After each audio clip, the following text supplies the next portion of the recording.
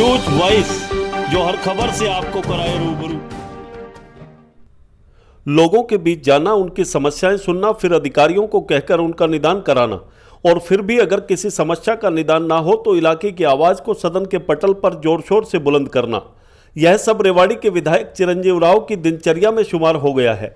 चिरंजीव राव जब तक दिन में सैकड़ों लोगों से नहीं मिल लेते उन्हें चैन नहीं पड़ता। इसी के चलते विधायक चिरंजीव राव आज सुबह सवेरे ही जा पहुंचे रेवाड़ी शहर के मोहल्ला गुलाबी बाग और विकास नगर कॉलोनी में, जहां उन्होंने सबसे पहले पार्टी कार्यकर्ताओं की मीटिंग ली। उसके बाद काफी संख्या में मौजूद लोगों की समस्याएं सुनी। इतना ही नहीं, चिरंजीव राव ने मौके पर ही संबंधित अधिकारियों को फोन कर उन समस्याओं का निदान कराने को कहा। इस दौरान नगर पार्षद नरेश यादव हजारीवास, कांग्रेस ओबीसी सेल के जिला उपाध्यक्ष सचिन भूरथला, पूर्व पार्षद रामस्वरूप, मान सिंह ठेकेदार सहित भारी संख्या में पार्टी कार्यकर्ता व चिरंजीव राव समर्थक मौजूद रहे। इस मौके पर पत्रकारों से बातचीत में चिरंजीव राव ने प्रदेश में बढ़ते भ्रष्टाचार को लेकर सरकार को जमकर घेरा और कहा कि मौजूदा सरकार न केवल भ्रष्टाचार में पूर्ण रूप से लिप्त हो चुकी है, बल्कि प्रदेश में भ्रष्टाचार इतना हावी हो गया है कि सरकार उस पर सिर्फ लिपापोती करने तक सीमित रह गई है और भ्रष्टाचार को जड़ से उखाड़ने की सरकार की कोई मंशा नहीं है। इसका जीता जागता उदाहरण रेवाड़ी की नगर परिषद है, जहां कुछ दिनों पहले एनडीसी के मामले में एक अधिकारी को सस्पेंड करना पड़ा, तो वहीं 2 दिन पहले दूसरे अधिकारी को गिरफ्तार कर लिया गया। यहां हैरान करने वाली बात यह रही कि सिर्फ एक अधिकारी पर गाज डालकर उसे सस्पेंड कर दिया गया, जबकि बाकियों को क्लीन चिट दे दी गई। आदमपुर उपचुनाव को लेकर चिरंजीव राव ने कहा कि आदमपुर कांग्रेस की परंपरागत सीट रही है, जहां से चौधरी भजनलाल कांग्रेस सरकार में मुख्यमंत्री बने थे और कांग्रेस राज में चौधरी भजनलाल ने जो विकास कराए उसका कांग्रेस प्रत्याशी को भारी फायदा मिलेगा। पंचायत चुनाव को लेकर चिरंजीव राव ने कहा कि ये चुनाव कांग्रेस पार्टी कभी सिंबल पर नहीं लड़ती।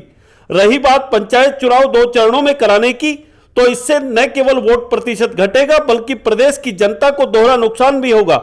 इसलिए पंचायत चुनाव 2 चरणों में कराना कतई भी ठीक नहीं है।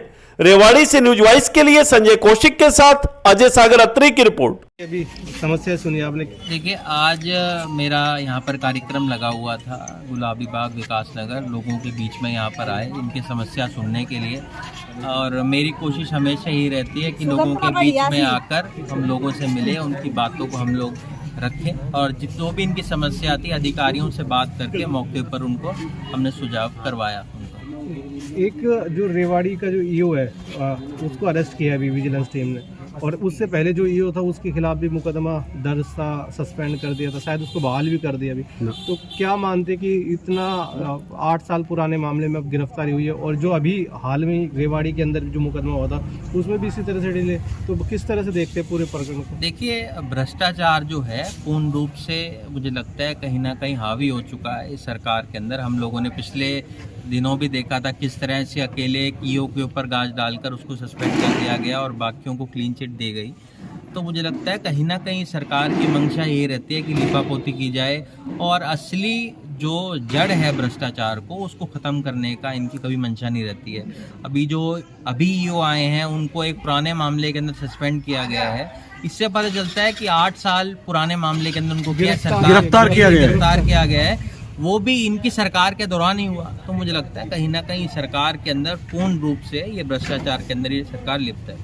चुनाव जो आदमपुर में चल रहा है तो सभी पार्टी अपना दावा करे, तो क्या मानते, किस तरह से देखते हैं उसको? देखिए, कांग्रेस पार्टी बड़ी मजबूती के साथ इस चुनाव को लड़ेगी और जो भी प्रत्याशी कांग्रेस पार्टी उसके लिए देगी उसको हम मजबूती के साथ लड़के जितवाएंगे। पिछले दिनों में हमारी मीटिंग थी चंडीगढ़, वहाँ पर सब लोगों को उनकी ड्यूटियाँ दी गई हैं। सब लोग गांव-गांव जाकर प्रचार करेंगे पार्टी का। और आदमपुर पारंपरिक रूप से हमारी सीट रही है। चौधरी जो भजनलाल जी थे वो हमारी सरकार के दौरान ही मुख्यमंत्री थे और उन्होंने जो विकास कार्य कराया वो कांग्रेस के राज के दौरान ही हुआ। तो मुझे लगता है उसका फायदा कांग्रेस पार्टी के प्रत्याशी को मिलेगा। एक विधायक जी, पंच सरपंच का जो इलेक्शन हो रहा है उसमें इनेलो सिंबल पे लड़ रही है, लेकिन कांग्रेस और बीजेपी की बात करें तो अभी संशय की स्थिति है। देखिए, कांग्रेस पार्टी कभी भी जो जिला परिषद का चुनाव होता है या पंचायत का चुनाव होता है वो कभी भी सिंबल पे नहीं लड़ती है। और मुझे लगता है कहीं ना कहीं क्योंकि इसके अंदर हमारे सब लोग अपने ही होते हैं, तो पार्टी की कोशिश ये रहती है कि इन चुनाव को सिंबल पे ना लड़ा जाए। और मुझे लगता है वैसे तो पार्टी का फैसला जो भी रहे, हमारी तो सुझाव ही रहेगा इसको सिंबल पे ना लड़वाया जाए। ऐसा पहली बार हो रहा है कि 2 चरणों में अलग अलग चुनाव हो रहे हैं, और जो पंच सरपंच जो 4 वोट एक साथ डालते थे वो भी 2 बार में डाली जाएगी अब की बार। तो देखिए, मुझे लगता है इससे दोहरा नुकसान एक है। एक तो अब एक बार आचार संहिता लगेगी, प्रदेश के अंदर काम रुक जाएगा, फिर दोबारा चुनाव होंगे, दोबारा आचार संहिता लगेगी, तब विकास कार्य नहीं हो पाएंगे। तो कहीं ना कहीं ये दोहरा नुकसान एक तो लोगों के ऊपर है। दूसरा, आप देखिए, जब पंच सरपंच के चुनाव होंगे और जिला परिषद के चुनाव होंगे तो जो आपकी वोटिंग परसेंटेज होगी वो ऑटोमेटिकली कम होगी, क्योंकि पंच और सरपंच के अंदर जो लोगों की जो इच्छा होती है वो ज़्यादा उस चुनाव के अंदर होती है बजाय जिला परिषद और ब्लॉक समिति के। तो आप देखिएगा उसके अंदर वोटिंग परसेंटेज जो है वो भी घटेगी, क्योंकि 2 बार लोगों को आना पड़ेगा वोट डालने के लिए। तो दोहरी मार कहीं ना कहीं लोगों के ऊपर ये पड़ेगी। शहर की सड़कों की बात करें, क्योंकि बारिश का मौसम में पूरी तरह से पहले ही सड़क टूटी हुई थी, अब और टूट गई है,